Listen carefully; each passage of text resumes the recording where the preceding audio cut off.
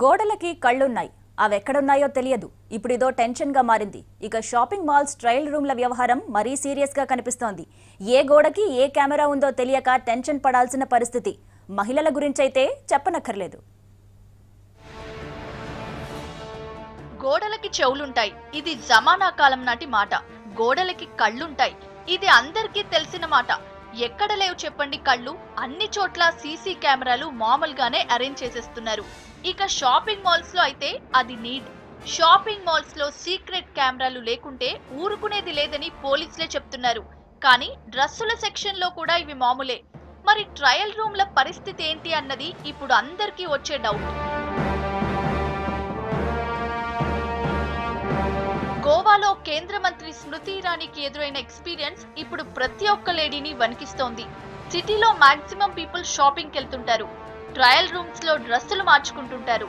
ఇది చాలా సాధారణమైన విషయం. మరి ఎన్ని ట్రయల్ రూమ్స్ లో కెమెరాలున్నాయో ఎవరికి తెలుసు? ఇప్పుడు ఈ భయం అందరికీ మొదలైంది.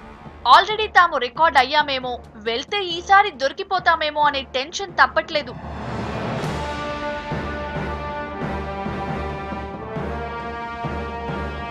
ట్రయల్ రూమ్స్ లో కెమెరాలు ఉండొచ్చనే భయం అందరికీ ఉంటుంది.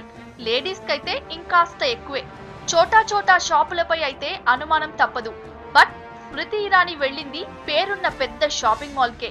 అక్కడ స్పై కెమెరా ఉంది. సో పెద్ద మాల్స్ లోనూ సెక్యూరిటీ విషయం ఖచ్చితంగా ఆలోచించాల్సిందే. యాజమాన్యాలే పెట్టచ్చు, అక్కడ పనిచేసే చిల్లరగాళ్లు పెట్టచ్చు. బ్లాక్ మెయిలింగ్ కోసం బయటి వాళ్లైనా సీక్రెట్ కెమెరాలను సీక్రెట్ గా అరేంజ్ చేయొచ్చు. కళ్ల ముందు కనిపించేదాన్ని కూడా ఖచ్చితంగా నమ్మకుంటే మంచిదే. టెక్నాలజీ అలాంటిది మరి.